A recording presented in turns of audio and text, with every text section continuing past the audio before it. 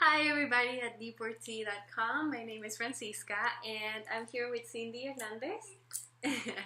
And we're actually going to have a whole talk slash interview about a super cool topic that I know nothing about, and that's having a friend in prison or a family member, a loved one. So Cindy Hernandez is an anthropologist, and she's done a lot of research in so many different subjects, and you're probably wondering why she's here.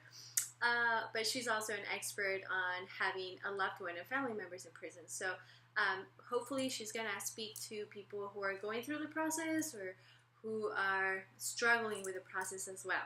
So as we always do, I'm going to ask you to unapologetically talk about yourself and introduce yourself to our viewers for about 30 seconds. So there you go. So thank you for this chance. It's really an interesting opportunity. I majored in anthropology, and I was interested in anthropology because there's such a wide range of subjects. I've done research on tequila, social media issues, particularly in Mexico around violence and how social issues are influenced by social media. And I'm interested in a variety of topics: psychology, history, art. So and anthropology just gives you an availability to all of those. So yeah, here we go.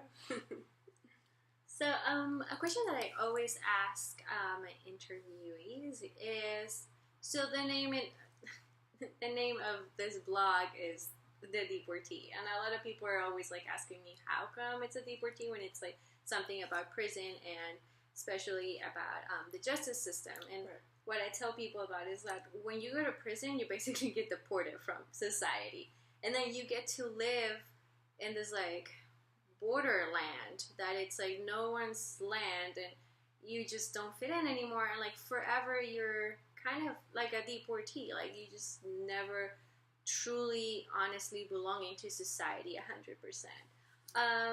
What does a deportee means to you? What does it mean to you? I think that after this experience of like having to visit you in jail, like I think I understand it a lot more. Because you're right, you usually think of deportee as somebody who's like been forced to leave the country, right? Like physically to another country. But I think that after having, this experience of visiting you in jail, like it is going to another planet. Like forget another country. This is like it's like it's its own unique feeling, like the ambiance, if you want to call it that. Like it's a completely terrifying experience. I mean, it was, and I have full knowledge that I'm going in to see someone and I'm leaving, but it's like you're entering this realm of this unknown. And, so the first time I walked in, I thought, oh my God, like, what am I doing? Like I was scared. I was, and you just you feel like, and my first thought was after I was like, okay, you're okay, you're gonna go in, you're gonna go see your friend, and then you leave, and then I thought, what was this experience be like, to know that somebody's gonna come see you and then they leave, but you're not going anywhere. Yeah. It creates this feeling of isolation that I don't think anybody who hasn't either visited someone who actually has had the experience of being in jail can understand, because it's like, it's like you want to go in there and, take a stroll, walk, and make it as normal as possible, to visit you, to see you, to see how you're doing, to tell you about what's going on, outside, that border that's created up with that wall, of like that separation. And to say like, oh, I'm doing this, or things are going this way, or whatever it is. And then at the end, you're just like, oh, but we don't get to go out, or we don't get to walk out and go do something. Yeah. And it's so weird. Like, I just want to go grab a bite to eat with you, or I just want to go show you my apartment, or I want to, and so, it's just really hard to describe what that feels like, to know that you're walking into a place where you lose your autonomy as you walk in. You know, like I was walking up the steps and I'm like, I have to keep up with them. I can't be too far back. Or I can't, you know, I don't want to be, I don't want to risk, you know, they're like, put your hand here and do this. And yes, you know, whatever you want, you know, like this experience of like, not being in control of who you are, or like being scared of like who I am might get me in trouble, you know? And so it's very hard to describe. Like, how do you not, like, let that affect my visit with you, right? Like, I didn't want to tell you, that was really scary back there, you know, and they're, like, fingerprinting you, or, you know, not fingerprinting you, but, like, going through, taking off your shoes, and sign here, and give me your ID, and who are you here to see? I like the way they treat you, too, because I thought that they were actually going to treat you guys way better, and then when I noticed that, like, I was like, but there was a couple of COs or correctional officers who were like, they were treating you guys just like they treated us, and we were like, just nicer, like come on, like you get to be a jerk with me, like just be nice to them, like and it makes you think, you know, like if I'm only here to visit, I'm, you know, still somebody who's good or hasn't done anything, you know, and it makes me think, it's like, how are they treating my friend who's a good person? They're like on their best behavior with us, right? Like you get to see like the best. And it's like, and it's intimidating, and it's like, I mean, it just really makes you. I mean, it made me scared for you, you know. I mean, I think it's just something that, you know, just, I mean, as someone's friend, as someone that you care for, you can't help but imagine horrible things, you know. I mean, just, you know, whether or not it warrants it for me to feel that way, but, you know, to see the way that they're treating me, right? And it's like the association is, oh, you're here to see somebody who committed a crime. So therefore you should be treated like shit too. Right. You know, there must be something wrong with you, or you must have done something wrong as well. You know, and it kind of, so when they treat you that way, when they dehumanize you, which is what they're doing, you know, like it just feels like, and I'm the same as you. Like, we both get to leave this place. You know, it makes you wonder, like, how does everybody else get treated? And maybe not even that they're doing it in a way to like purposely make you feel bad, but you know, they're just so used to it. They're so in their role, and like to them that's work. And and it's like, you know, like who are you here to see? What's their number? You know, it's like, you're not Fran. You know, you're not like my friend Fran. You're number so and so, and it's like, oh, you know, I did. You know, I wrote the number down. I have it. You know, it's like, you know, so that, and so it's an experience that you know you'll never forget. You know, that sensation of it feels like you're losing something in the process. You know, like, I don't know. It's just a feeling, you know, that like after you go through this, you hope that things are going to get better, you know, but there's all like an uncertainty of what the outcome is going to be. Yeah. You know, and that's really hard, because it's like, well, I'm leaving, you know, like at the end of the visit, and it's like, oh, I don't get to take you with me. We don't get to leave together. You know, it just seems like, oh, we just met somewhere and now we're going to go do something else, and you can't do that. Yeah. You know, and then when you cross those walls again, and there's like a feeling of defeat, you know, of like, I'm leaving somebody behind, you know, like, I mean, I was so glad that I was able to see you, you know, that first visit was like, it was so intense, you know, like, I just felt like we're seeing each other again after, you know, the separation, you know, or like this forced separation, right, because I can't see you anytime I want, you know, it's like, you have to be on a certain schedule, you can only do it at a certain time, or, you know, all the restrictions that come with visiting you there. And so it was, I mean, it's hard to explain, but there was like a sort of defeat after, like, when you leave, and you're just like, oh, that's all the time I get, you know, I know. like, and I was like, oh, I forgot to say this, or I really wanted to mention this, or like I wanted to give her one more hug, or, you know, just that's always that feeling of like I could have done something more, you know, or I could have done something different. But you know, I don't think there's a real guide, you know, on what do you do or what do you say, or wanting to feel like I was being supportive of you, you know, but not really sure if I was doing that, you know, and how do you say, am I being supportive? Like, am I doing enough for you, you know? Well, first of all, I wasn't your friend. I was 38, 50, 298. So I think that that's something that people should have maybe in mind, is that you're meeting, it is your loved one, but it's under a different identity with different experiences and things that are so alien to like this world that truly made me, you know, you were talking to me, but you were talking really to this new identity that we didn't have time to acquaint with. And I don't know, like so being on the other side, I feel like maybe a lot of visitors have a lot of guilt.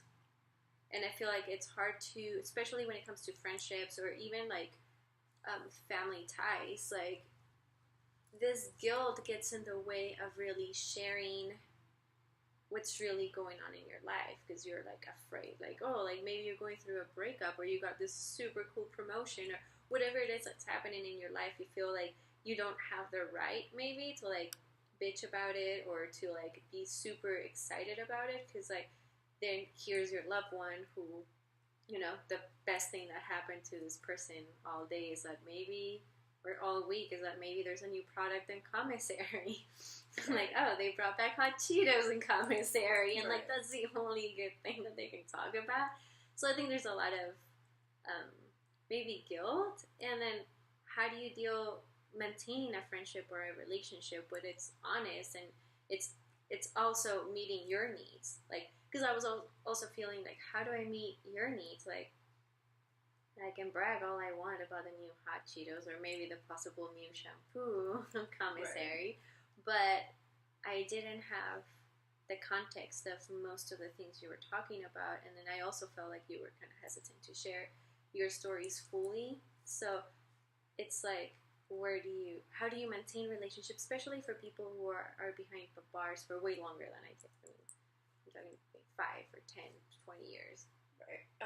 I think it's really hard because, you know, like you said, I didn't want to be bragging about like, oh, I had a great time doing blah, blah, blah in a place that you can't go, you know? And I can only tell you how amazing it was to go to Tahoe or to meet my friends and go to a bar or do these things, you know? I mean, in a conversation with my friends who weren't, you know, behind bars, it's like, oh yeah, we can go next week, or we can do this, or we can do that. And so there is an aspect of, I want to share my life with you, but then I don't want to like rub it in, you know? And even if it wasn't coming across that way, I didn't want to, or you know, it's not that I didn't want to share, but, you know, it's hard to talk about something that you can't do, or I can't take you with me to go do, you know? And then, like, if I met somebody new, you know, a friend, acquaintance, worker, coworker, whatever, it's like you can only describe them as so much, you know? It's only my experience of who that person is, and not being able to have you stuck like, on Facebook. Yeah, you know, exactly. Like, you know, like, oh, you know, here's my Instagram picture from when we did this, you know, and you can't share that with people. But it was also, I think, equally as hard to share the hard things. Because it's like, how do I sit here and tell you, oh, you know, I had a bad day because somebody was mean to me at work, and, you know, my car, whatever, you know, had a flat tire, or, you know, my roommate was being an asshole, or, you know, they didn't wash the dishes or something. How do I sit there and share that with you? Which is, like, so insignificant. Right? And it's like, when I think about, like, here she is, isolated, loss of who she is, trying to figure out who she is now, and I'm going to go complain about dishes in the sink. Okay. So, I totally understand how you felt. Thank you. On my side, I think the most exciting thing is to talk about anything and everything. Like, if you're going to talk about McDonald's chicken nuggets, do it. Like, if you want to tell me about your bad day, go ahead. If you want to tell me about this amazing person you met in Lake Tahoe or whatever, go ahead. Because it's kind of like that bridge. Like, you feel such isolation that, like, this is a bridge where you actually go back to your world. It's like a little window where you can just sneak, and really look and feel like your life hasn't really, not that it stopped. I hate when people say, like, oh, your life stopped, or, like, you lost all these years. Like, life keeps on moving. You're just in this rat hole, Right. hellhole, whatever. But, it's like, it shows you that there's still something to go back home to. And, the other thing is, we're so resilient as human beings, and, like, I understand that. I mean, if I take it out of context, and I just, for example, like, if I had one of my diaries, and I just grabbed, like, one page where I'm talking about something that's happened to me, then, yeah, maybe it looks like it's extreme, but it's kind of like, when you get arrested, yes, you were shocked, and I didn't get to be out on bail, so I did my whole pre-trial, or pre-court, or whatever, actually in, like, a detention center. So my whole time was in detention centers and prisons. So I think there's this magic about humans, and I think that, like, as anthropologists, we've seen it in the past. We survive everything. We're the rats of hominoids, and like, that's the reason why we're like the roaches of mammals. Like, we're alive for a reason, and it's because we're so adaptable. And, like, maybe if you put someone like you right in the life that I was living, maybe a year in, then to you it's like a shock. But to me, it was kind of like I was put in this water that was warm, uncomfortably warm, but it wasn't boiling. And then it progressively heated up and heated up. So by the time it was boiling for you, to me, it was like, I'm just used to it. Right. And it wasn't that bad. I don't know if it's because I was in it was a Camp Cupcake or whatever, like they call my prison, or the kind of person that I am, but I mean, I was glad that I didn't have bad things happening, and, like, hot Cheetos was the greatest thing that happened to me in weeks. And I feel like that's what our family members forget to, they don't think like that. They don't think that we're actually okay. Like, we worry more about the outside world than, because we don't have to pay bills. We don't have to struggle with jobs. I mean, yeah, we have crappy jobs that pay 18 cents an hour, if you're listening. 18 cents an hour, and that's a high-paid job. And so we have these, like, crappy jobs or whatever, but everything that we're supposed to have is given to us. The only thing that we lose is our identity and, like, our connection to our loved ones, but you survive. And that guilt that you feel, I totally understand it, but I feel like it stops, maybe it stopped you from sharing more things, and it's like, I would have loved, like, bitch about your day, like, it takes me away from this place, and I can be back, and I feel like I'm useful, because I feel like you feel like you're just useless, like, you have no meaning in life, you just, I mean, everyone moves on, you die for everybody moves on, and then finally there's, like, someone that, like, wants your opinion on something. It's like, by all means, if it's the color of your shoes, I don't care. Like, you're asking me for your opinion. You value me, and, like, I've forgotten what it feels to be valued. I forgot what it feels to be, I guess, like, I don't know for men, but for women, we feel like we have lost everything that makes us who we are. Like, we're just this piece of shit, and people remind us that we're this piece of, like, we're bad mothers, we're bad partners, we're never going to find someone that loves us anymore. We have lost our value as women. So when you ask me for an opinion, to me it's like, what? You want to share your day with me? Right. Yes. And then guess what? I can live my life through your life. And then I would go back from, like, our visit, and then my bunkies, which are people that share your room, there's bunks, so bunkie, roommates, they would wait for me. I was like, so how was visit? And then they would have something, like, food. I'm like, how's your friend? Tell me all about her. Does she have a boyfriend already? No. Does she have a girlfriend? Yeah. No. What's happened? Tell me all. And so it was something outside the stupid hot Cheetos or the shampoo that we can talk about. Right. So, not that I share your, like, private stuff, but, Yeah. it's like, yeah, my friend is doing this, or there's this new thing happening, or there's this new club opening, or whatever it is, like, it gave me some kind of, like, social and cultural value also, and it was, like, a currency that someone wanted to know what's happening outside, well, guess what, I knew, and it kind of serves you in, like, this social status, too, like, you have people visiting you, and it's like a trip. Right, you have people visiting you, you have more connections to the outside world, and then you have this information that it's valuable on the inside, and it's not like about people or names, but it's more like just life in general, social connections. So knowing that, on my side, how important it is for you to share everything. What would be 3 tips that you can give people who are right now experiencing some kind of hardship with this whole incarceration thing with their loved one? I think that something that really helped me was to remember just keeping, how do I explain this?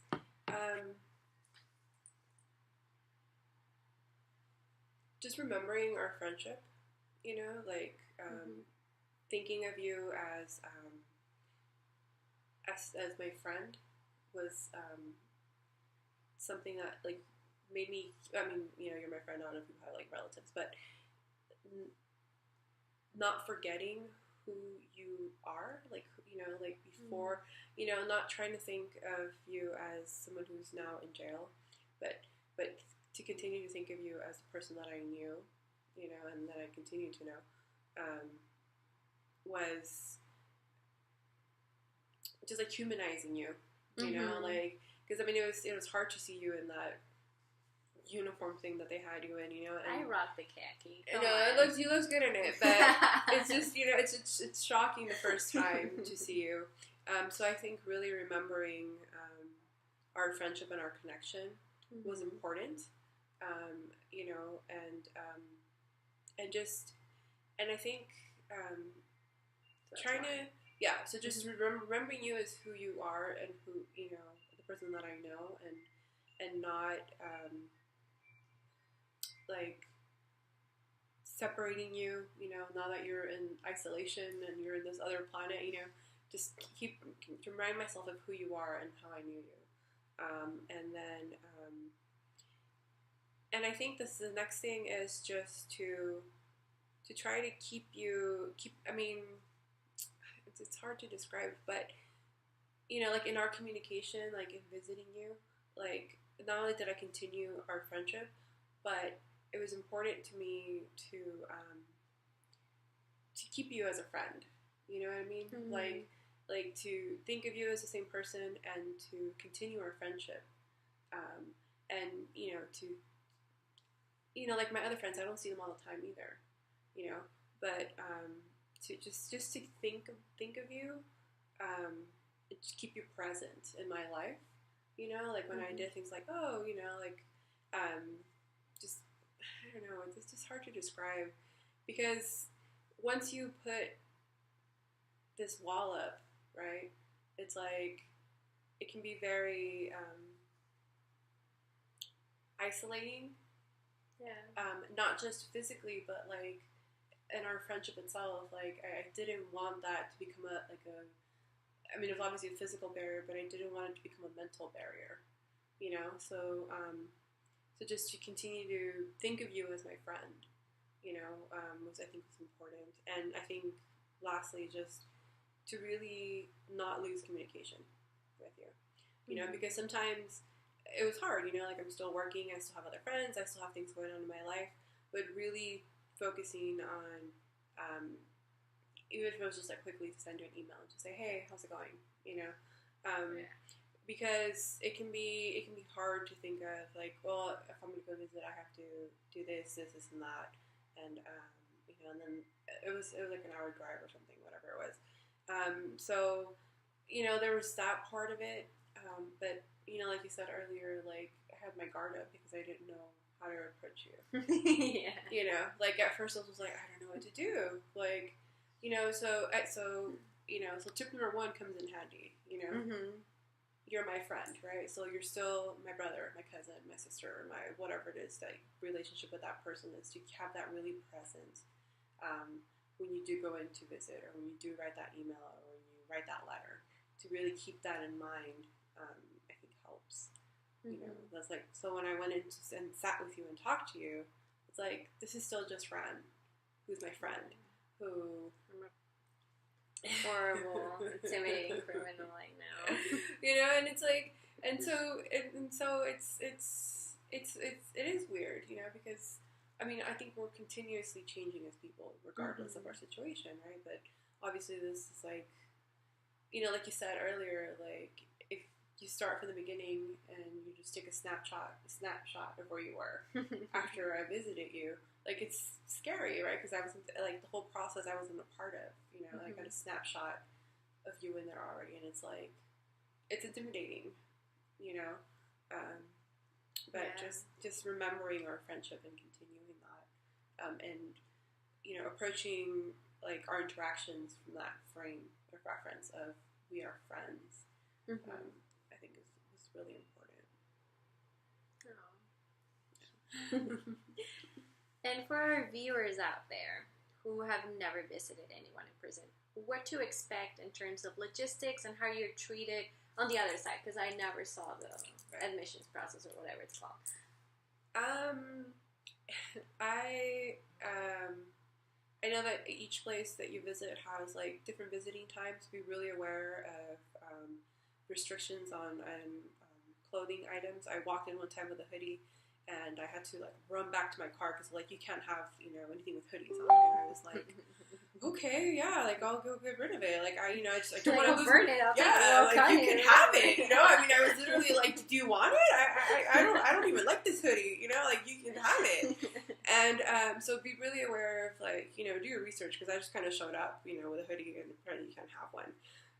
But their visiting times. Make sure you really plan out and have plenty of time for the scheduled visit, because I know I missed the starting time one time and I had to wait until everybody got counted, and and I think most importantly, just remember that you're there to support your friend, your family member, your loved one, your partner, whoever it is, and that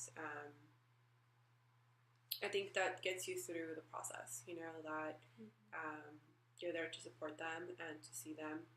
And I think ultimately that's, everything else, like the COs and the, walk in this line and do this thing. And it's a hit or miss, because each one of them has such, like, peculiar, like different personalities. Yeah. Very there's just different. One of them, like, won't allow you in if you have something, like, off-white. And other people were like, whatever. Yeah, just go in. So I think, don't take it personal. These people are doing their job. They don't know you, and obviously we don't know them.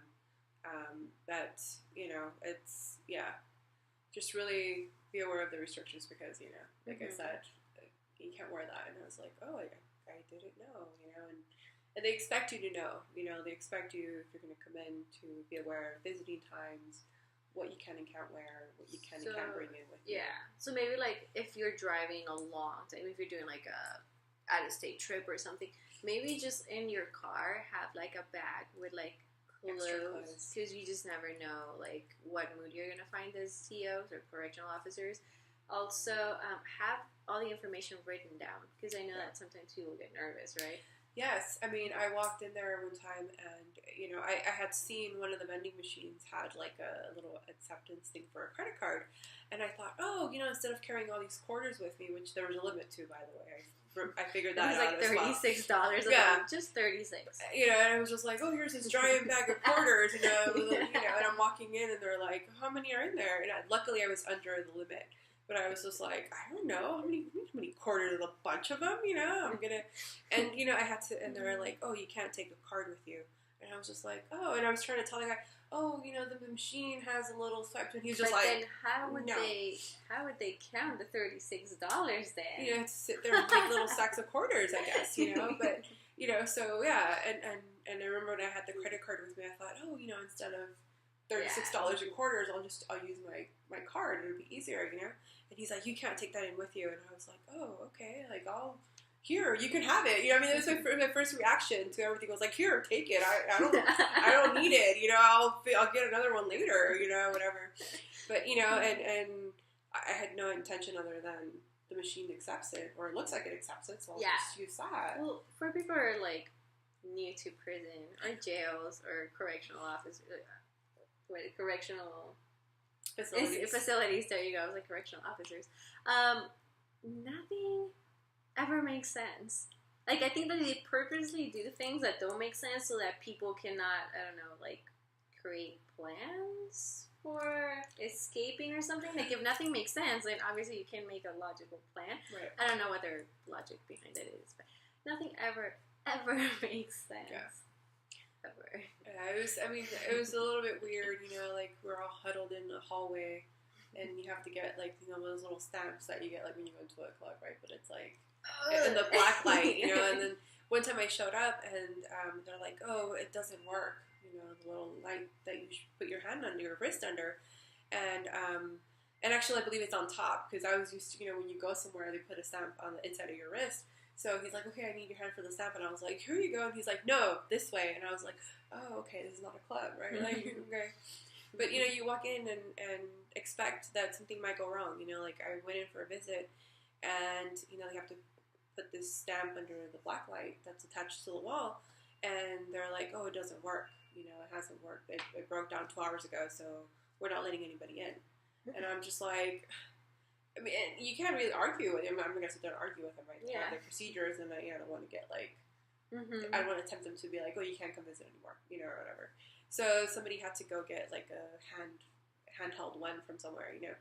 So I just went to Walmart down the street. Yeah, and just got a new one, you know. So we're, like, all huddled in a hallway with everybody who's there to visit somebody. And they're just, and I'm just, like, panicking. I'm like, I don't know what to do. Like, where should I keep my hands, you know? Like, I mean, there's like, when, like, it's like something weird, you just don't know what to do with your hands. You're so aware of them, you're like, should I, like... Yeah, like, I don't want to put them in my pocket, like, you know... They're, like, suspicious that you want I don't know what to do. You know, because, I mean, I just, you know, I didn't want to give anybody a reason to say, you can't go in. Yeah. You can't go to this visit, or, you know, what are you doing, or, you know, it's just, you're, like, hyper aware of your surroundings and of yourself. You know, like, you just went through the metal detector, you just have to sign in the name and the number and everything, you know, you make sure you don't have a hoodie on, and they counter your quarters, and, you know, like, everything to make sure that you can go to this visit. And, you know, it's just like, I just want to make sure that I don't do anything, or that I don't look suspicious, or, I mean, why would you look, I have no idea, but, you know, it's just the atmosphere of being in there, you know. Yeah. And that's what makes it so hard, because you're just like, if that was me on a visit, you know, like, I'm free and clear of anything, and I'm here to visit somebody, and I feel this way. Like, I feel this intimidated in my own clothes, and, you know, the makeup that I chose to wear. Like, I got myself here on my own free will, and, you know, it just really makes you think, it's like, well, how is she doing? You know, with these people who obviously don't have to be as nice, you know, and it's... You get used to it. Yeah. But a word about the COs, and I don't mean to... not that I'm defending them or, like, talking bad about them, but, like, you also...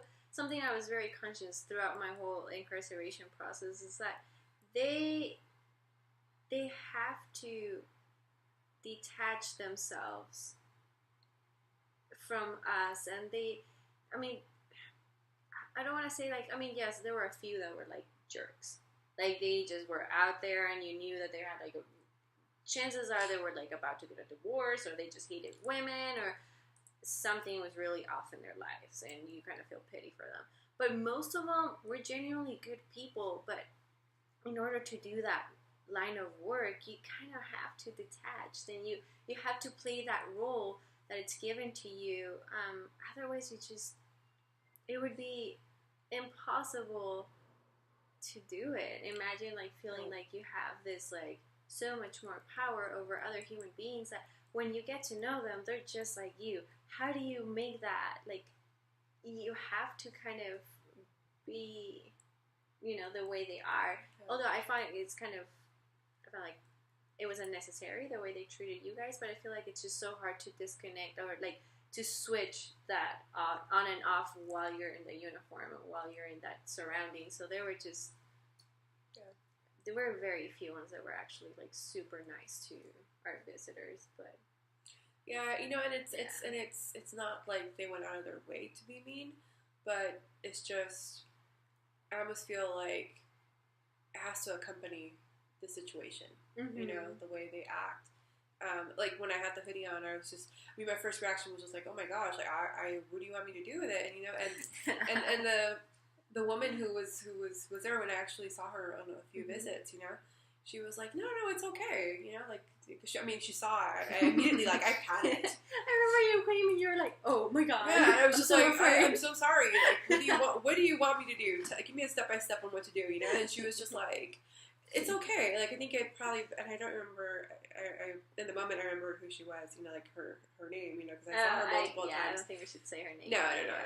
But, but just like, there was like a certain familiarity, like, because I've seen her before. And so when I was wearing the hoodie, she was just like, no, it's okay, like, you're fine, just take it off, and just put it in a locker, whatever it is. So, there was like some kind of, like, an understanding, like, even, like, I'm here to visit somebody, and I'm trying to comply with all your rules. I didn't do anything to go out of the way on purpose, but there's still, like, that line of, I'm still doing my job, and still there's something that has to be done, or done a certain way, but it's like, it almost feels like some of these people, like, if I met them somewhere else, we'd probably be friends, going to a bar and having a drink, like, it's not, and I felt like that with a lot of my COs. I'm like, if I wasn't here, like, you'd be such a cool friend, but alright. Yeah, and it's like that barrier that is created, after you enter that wall. Another side note, though, is like I remember a few times, I don't know if it was before or after you visited, but there was like a huge thing, maybe it was before you started visiting me, where they actually found math, like, on the, like, children's playground or whatever. So, like, I mean, they are kind of mean for a reason, because, like, people do, bring drugs in, and, like, they were doing it on the children's thing, like, you know what I mean? It was just like, and it was a scary moment for mostly for mothers, because, like, they were about to close it down, and then they were like, we're not gonna accept visits, like, this is unacceptable, blah blah blah. So, like, because of a few people, like, you're jeopardizing the only chance that most women in the federal prison, at least, are all mothers. You're jeopardizing their opportunity to be with their children. So, I mean, they also understand that, so I feel like they had to be even more mean just to, like, assert their authority to, like, filter some of those things from coming in, because otherwise, mothers will go without seeing their children for months at a time. So. Yeah, I remember the first time I saw, I don't know if it was our first visit or not, but, like you said, like, a lot of these women have their children visiting. Oh, yeah. And this woman had, he's probably not even a year old, and she was holding on to this baby, and the baby was asleep, and, and it was time, the visit was over, and she's holding on to this child, and I was emotional, just thinking, like, this baby's asleep, she's holding this baby, who knows how long it's going to be until she sees him again. And it was so hard. Like, I mean, it was hard to leave and know that you were staying behind, but just seeing this. We'll be okay. Yeah, I was like, well, she's, you're an adult, I'm an adult, but seeing this woman with her child was just, I was like, how can she let go? How does she let, and it was like the father or somebody had brought him in, and I just remember thinking, like, how do you let go? Like, it was really hard to watch her, just holding him, and he's asleep, and she's just looking at him, and, she has to let go, because it's like, it's time, and that's really hard to see. And a lot of those women had kids, and some of them were older, and you just watch them, talking to the adults, and just just watching them play was like such, I don't want to say relief to them, just to see their kids and just have a little bit of normalcy just for a few minutes while they were playing, and they're having their visit. But that was really hard to watch that. I think I have forgotten about that. Like, I mean, I understand why. Like, you usually don't want to remember the hard times or, I just completely, not that I didn't know it happened, but like that scene, I remember exactly the day, I remember exactly the person. And I think that was one of the hardest things to do when I stayed the whole visit, because visits ended up like at 2 or something. I think it was 1 2. or whatever. Yeah. So they line us up, like all the inmates line up on one side and then all the visitors on the other side. So there's still like this couple of minutes when you make eye contact with your visitor. And I knew I was going to see you again. I knew I was going to see my mother again. Like, I was okay. Like, I didn't do that much time. Like, I was set. I mean, you guys are my loved ones, but you guys weren't my babies. Right. So, and seeing and hearing the children and the mothers crying and calling for each other.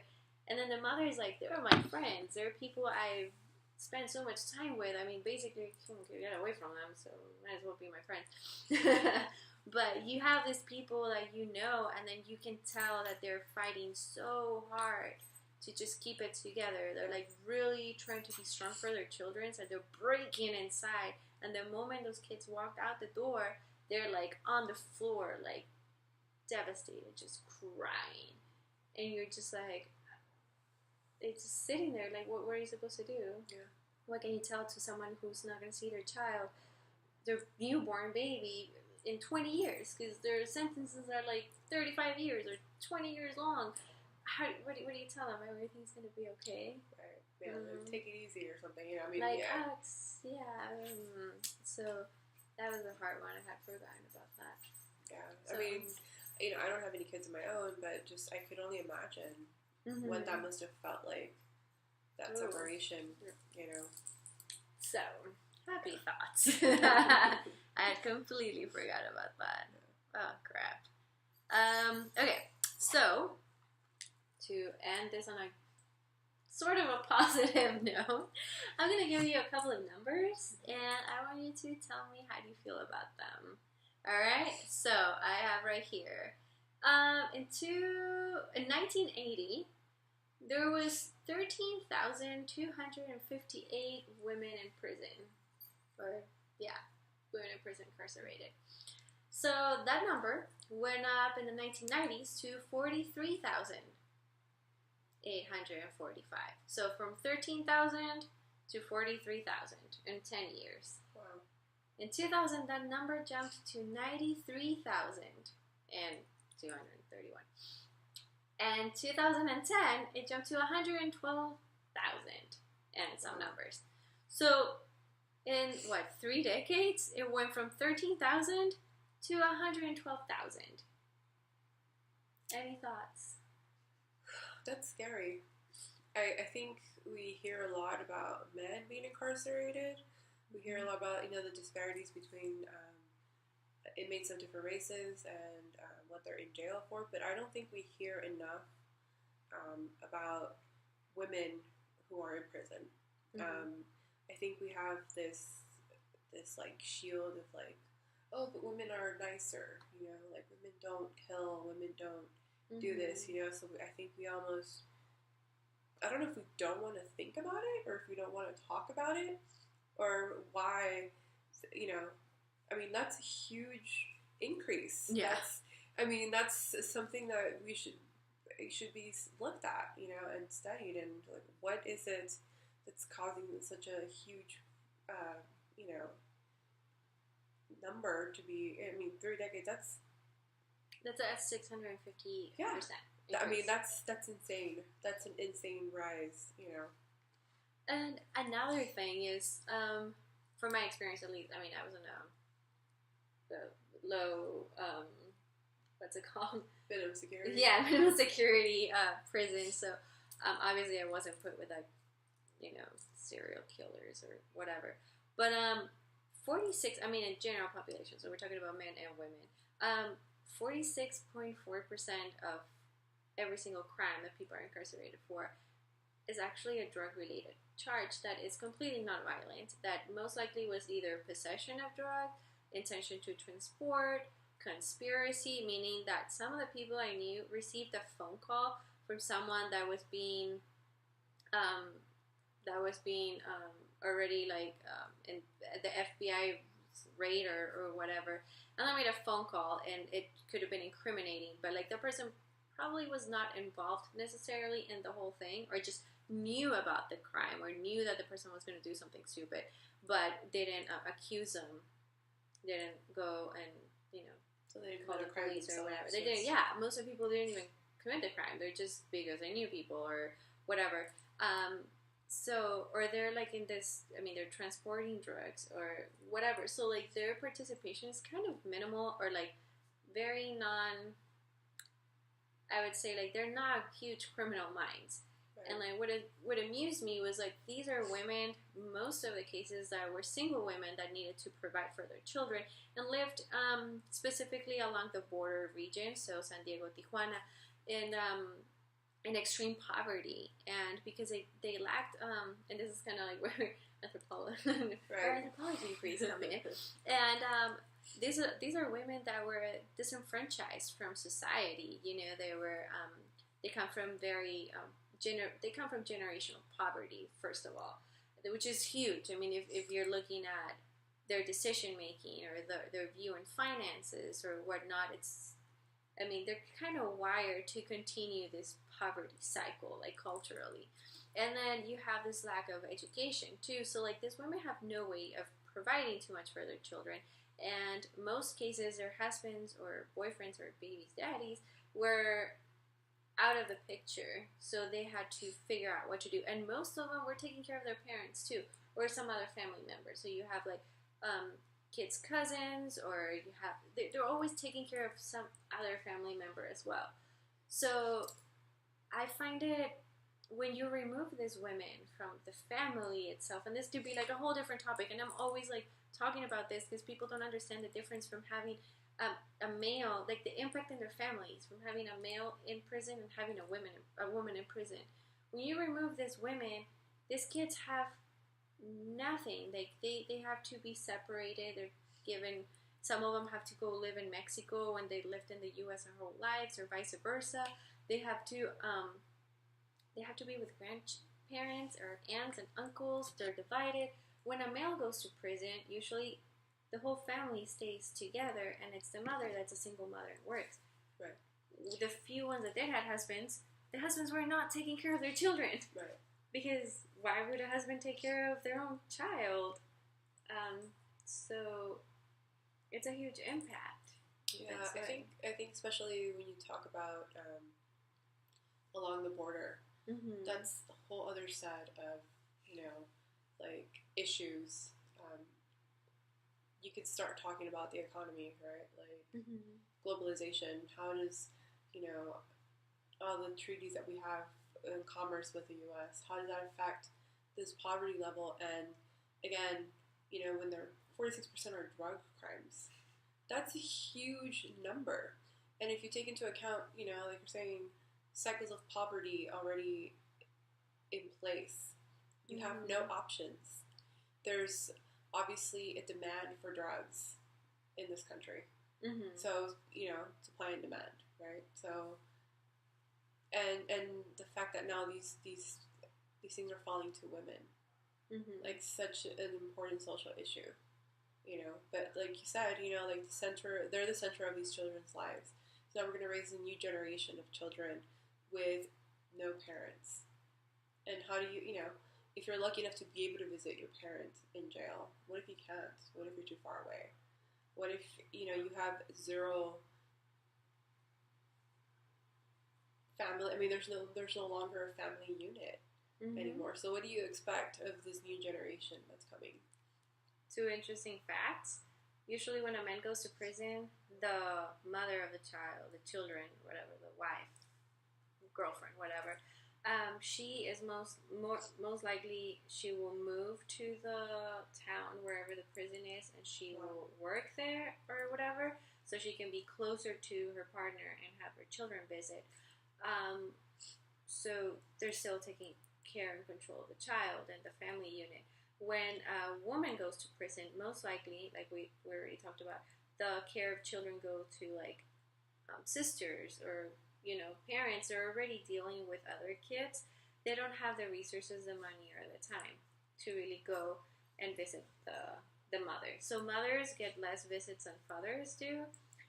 And check this out: there's only a couple federal prisons and even jails for women compared to men. So your chances of being closer to your family if you're a male compared to a female are very different. So if I'm a male, most likely I'll be closer to my family regardless. If I'm a female, I'll be on the other side of the state or a different state, so it's a lot harder and a lot more expensive to go visit.